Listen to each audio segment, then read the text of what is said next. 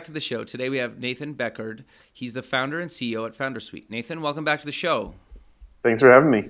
Yeah, I'm excited to have you back on the show. I think what you guys are doing with Foundersuite since we last talked is it's obviously it's a startup, and so you guys are moving forward, and I love that. And I thought I would have you back on the show just to kind of give an update and see where you guys are at now, right? It's been months, and so maybe let's start off with kind of getting to know you a little bit better and start off with where you grew up. Sure, I grew up in Boulder, Colorado. Nice. Except for 1 year, my dad, on a lark, moved us to Dhahran, Saudi Arabia, and that lasted a year, and then Sure. we moved back. So, That's great. So walk me through your journey to San Francisco. Yeah, so coming from Boulder, interested in going to school out in California. My dad and I took a road trip up and down the West Coast from San Diego to like Washington or Oregon and Washington, looking at different schools. Ended up going to Santa Clara University, which happens to be in the southern end of Silicon Valley. And then after that, moved up to San Francisco after school, and then got involved in originally the tech investment banking space during the late 90s, which was, a really crazy, exciting time. All these companies were going public. Most of them shouldn't have been, but yeah. That's good. So what made you decide to found Foundersuite, and what is Foundersuite? Yeah, so I after doing some time in investment banking, helping some companies on their fundraising, and then after going away and getting a grad degree, I came back to San Francisco and just started consulting to startups. And a lot of the work I was doing was helping them build their pitch deck, put together a model, usually put together a list of 50 or 100 investors, doing that research for them and figuring out like who to go target to raise money. Sure. And I'd usually put together like an Excel spreadsheet to keep track of all the discussions. So you can kind of figure out where that goes, right? After doing that for really 10 years, lots of different companies that raised money, we had this idea of productizing it, kind of getting a little tired of the consulting. And we decided to build a set of tools for entrepreneurs. We saw this kind of global entrepreneurial boom happening. And so that was the idea for Foundersuite. It originally was actually a broader suite of tools, which we put out. And then in January of 2015, we spun it out into its own company before it was kind of a side project. And then in June of 2015, we raised our seed round. And at that point, started to rebuild the product from the ground up, basically. And so to getting to your question, we rebuilt it, we're really focusing on what we call the funding stack. That was the piece of our original offering that people really got the most value from and cared about the most, which was the tools to help startups with fundraising and investor relations. So in March of 2016, we came out with a new investor CRM. It's like a Kanban board for managing investors, managing your fundraise. In June of 2016, we came out with an investor update or investor reporting tool. In September, we came out with we released our own investor database that we've been building for quite a few months. And then more recently, we came out with a tool that helps accelerators and funds manage their portfolios. So kind of 4 pieces now that comprise the funding stack, as we call it. Sure. I think that's great. And actually, I was recently using your tool for a project I was working on. We were just to find kind of some investors. And so I'm curious to kind of dive a little bit deeper into that. I found it useful, hence why I was like, oh, I should have you back on the show. So kind of walk me through how to use the tool to find investors. Yeah. So taking a step back from that question just for a minute, our overarching philosophy in building this is to think of fundraising as a sales process, kind of like enterprise sales or B2B sales, right? And what do you do if you're a salesperson in B2B sales, your first step is to build your funnel, your list of leads. Second step, qualify those leads, so on and so forth. So that's how we thought about it, right? So we want you as the founder to come on and use the tool to build your funnel first, and then use the rest of the tool to manage your deal pipeline. So right now it's fairly rudimentary or fairly basic. We've got about 50,000 investors in there. You can search by industry tags and location. So you can put in marketplaces and SaaS or AI or drones or whatever space you're in, and we generate lists of investors in that space, and then you can filter by location, or you can just search by location. If you're in markets that don't have a huge number of investors and you search by something very specific like drones and Louisville, Kentucky, you might not get that many names. So you might just want to search purely by who's in Kentucky. Gotcha. And then you add, for each investor that is returned in the results, you'll have a little bio, an image, and then all their social links to all their social profiles, LinkedIn, Twitter, Facebook, blog posts if they have it. So then you can spend a little time clicking around and getting to know these investors, see if they look right for you. We call that the qualifying, right? Qualifying these leads. Sure. And then you add them to your board and, get into the sales process with them. I think it's great. Like I said, I was using it recently myself, and I had some success just finding people through your platform. So I'm curious though, you also have a bunch of templates, which I think is very useful for people, especially that have never kind of been through the process before, right? Or even creating a startup. Like, it's more than just kind of investment templates. So do you maybe want to mention what exactly you guys provide in kind of that startup-y template space? Yeah, sure. I didn't mention that. We have a collection of startup docs, and this kind of goes back to what I mentioned. Starting my career, is spent 10 years consulting the startups, and over that time we built a lot of different templates. We also collected things from around the way from partners, and so we put these together. There's about 80 different templates, spreadsheets, and it kind of covers. So we have 9 different categories: starting up, raising money, investor relations, marketing, hiring. I think there's a legal and corporate. I think there's a planning folder. 9 different categories. Yeah. And for example, in the starting up category, you have things like a founder's agreement, right? So if you have a co-founder, you got to paper it up. We all, or you've probably heard horror stories of startups that didn't properly kind of divvy up the pie and make it legal, and then later on it becomes a success, and you have this like strange 5th co-founder who was fired the week after starting, but now he's got $100 million of stock, right? Yeah, totally. Little tangent there, but so starting up, we have things like founders agreements, naming your company template. We have things like cap table wizards to help you kind of put together a cap table, pitch deck templates, financial models, things like that. Kind of the nuts and bolts of getting your company going. Sure, but I think those are like super important, because a lot of people, like, I'm sure that you could spend hours Googling this stuff, right? But having it in one spot, that is, you will save so much time just by using that, right? Like, I've been through that whole kind of all those things before in past kind of years. And you always get, it's funny because I've been working on like a deck recently, and it's like the running joke has been, okay, which deck do you want? Because we got a deck with like all the numbers and kind of like the nerdier kind of side of that stuff. Or do you want like the fun, fluffy stuff? Like, which one do you want, right? And it's funny because until you've been through it a bunch of times, I think you don't even know where to start, because it is really overwhelming. And you ask 10 investors, you're going to get 10 different pieces of advice about like what should be in that stuff, right? Yeah. And so I think having somewhere to start, and the fact that you guys provide that is like super useful, and it kind of breaks down that barrier, right?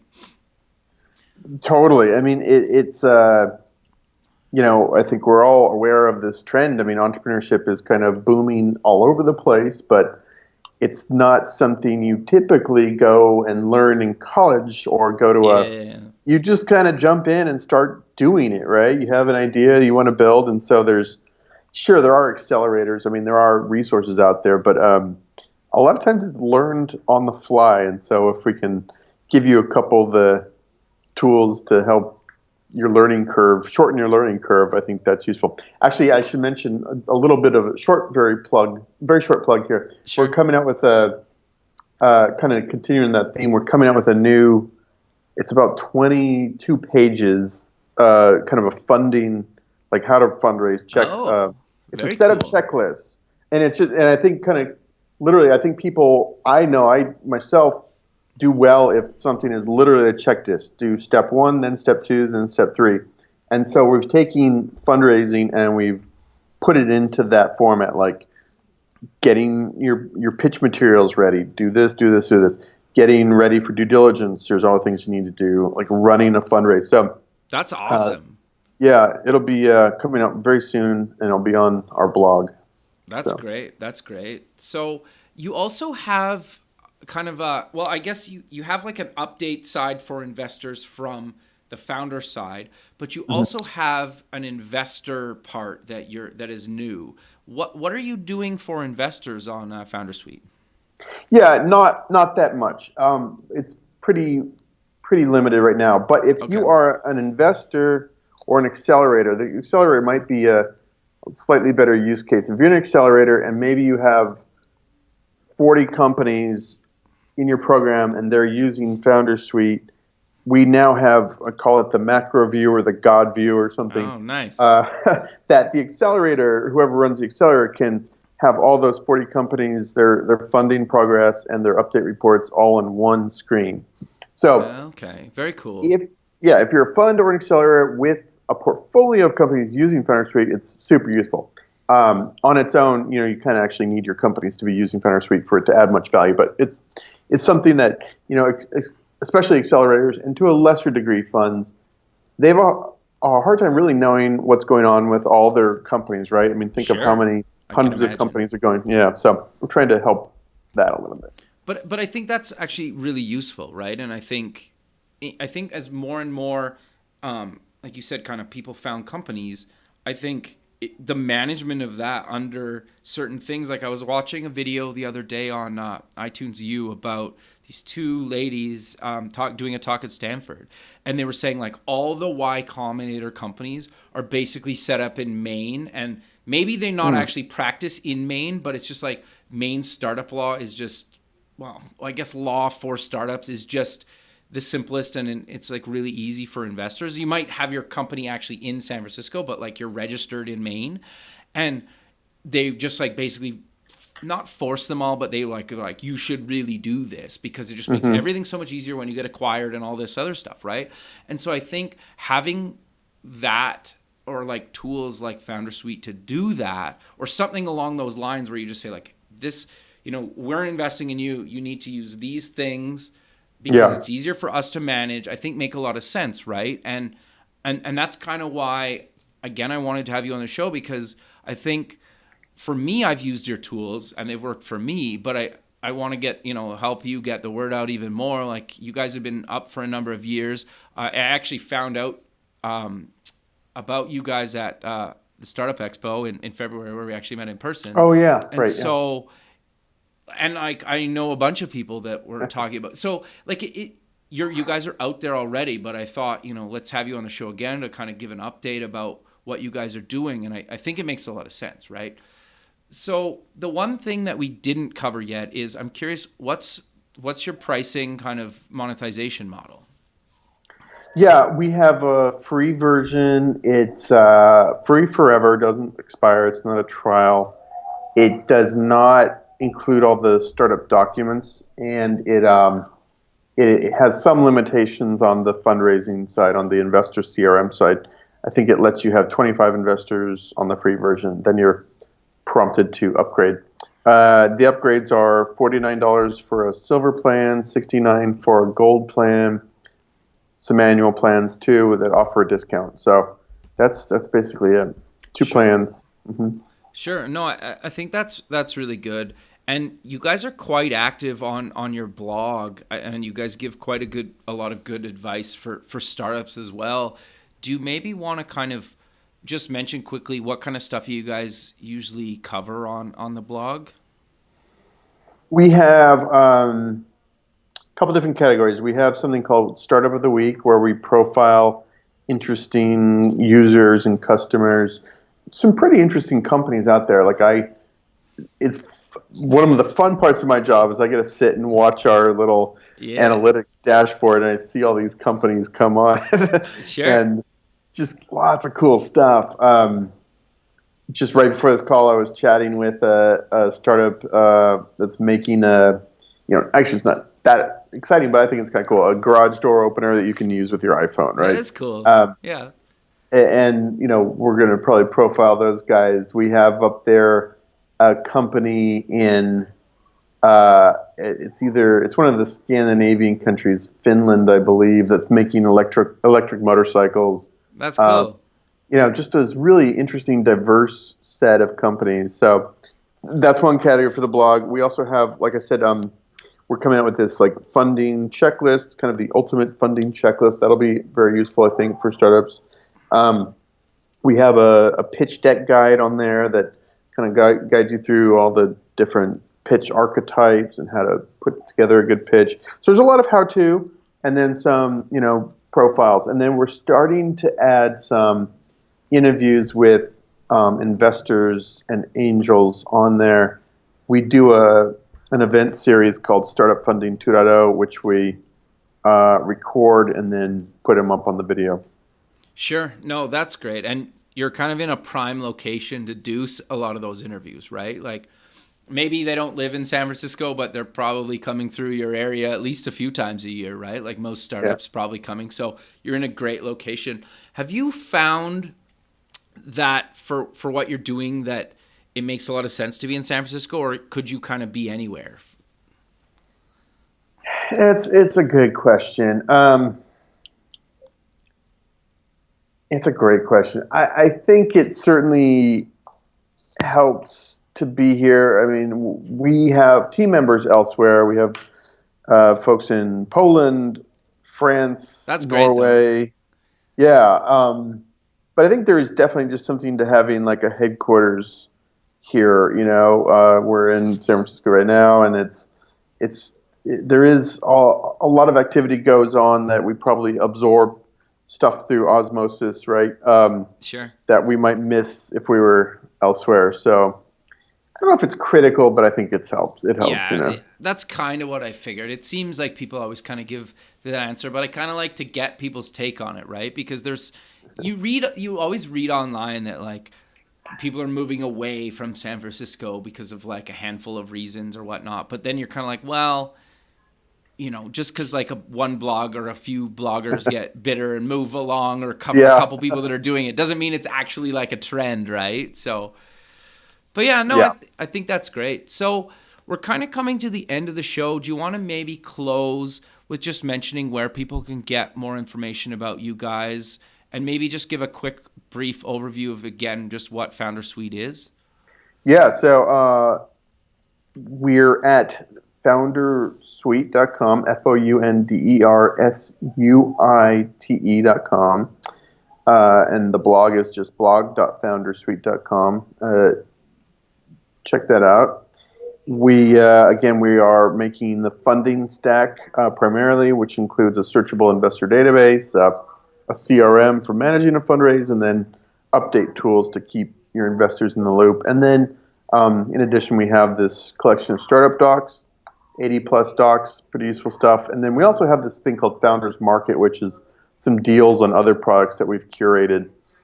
So it's a pretty, all-in-one set of tools for early stage startups, and our users are having a lot of success for it. So I encourage you to check it out.